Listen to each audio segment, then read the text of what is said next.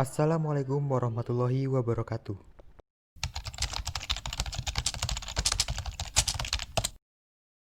Setelah proklamasi kemerdekaan Republik Indonesia pada tanggal 17 Agustus 1945, muncul berbagai organisasi tak terkecuali sayap kiri, sosialis dan juga komunis.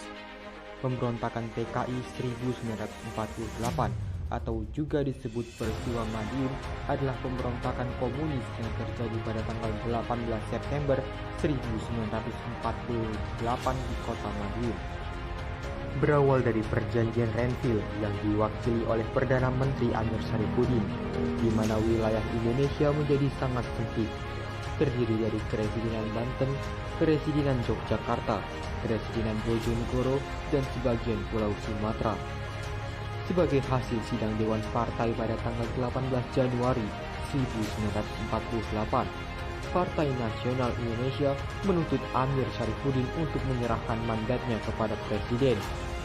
Dan pada tanggal 23 Januari 1948, Amir Syarifuddin akhirnya meletakkan jabatannya sebagai Perdana Menteri dan digantikan oleh Muhammad Hatta, yang akhirnya mengakibatkan Amir Syarifuddin menjadi oposisi terhadap Kabinet Hatta.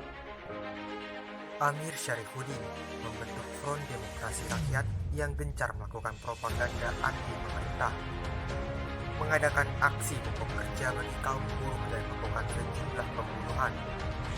1 bulan sebelumnya, Musso kembali ke Indonesia. Kehadiran Musso mempunyai arti politis bagi gerakan komunis di Indonesia.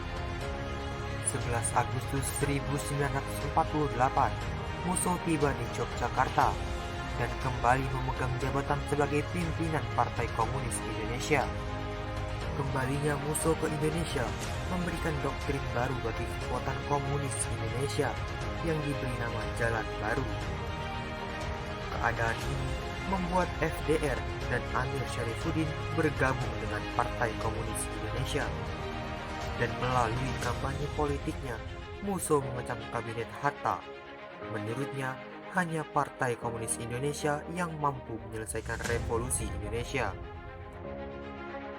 Di Madiun, PKI mendirikan Soviet Republik Indonesia untuk melemahkan pemerintahan resmi Republik Indonesia. Melihat pemberontakan tersebut, rakyat dan pemerintah bersatu dan mengambil tindakan tegas.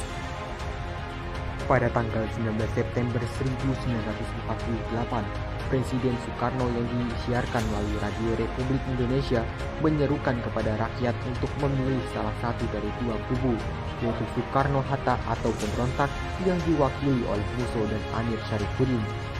Maka pecahlah konflik bersenjata pada zaman Orde Baru, kemudian dinyatakan sebagai pemberontakan Madiun. Pemberontakan PKI di Madiun mendorong pemerintah Republik Indonesia untuk melakukan tindakan tegas, maka dilakukan penangkapan terhadap orang-orang yang membahayakan negara. Musso yang melarikan diri ke Ponorogo tertembak mati pada tanggal 31 Oktober 1948. Gerakan operasi militer yang dilancarkan oleh pemerintahan Republik Indonesia berjalan sangat singkat. 12 hari setelah pemberontakan, Madiun dapat dikuasai kembali tepatnya pada tanggal 30 September 1948. November 1948, seluruh pimpinan dan pasukan pengikut Musso tewas dan ditangkap. Amir Syarifuddin dan para tokoh komunis lainnya ditangkap dan dijatuhkan hukuman mati. Amir Syarifuddin sendiri tertangkap di daerah Grobogan, Jawa Tengah. Demikianlah sejarah singkat dari pemberontakan PKI di Madiun.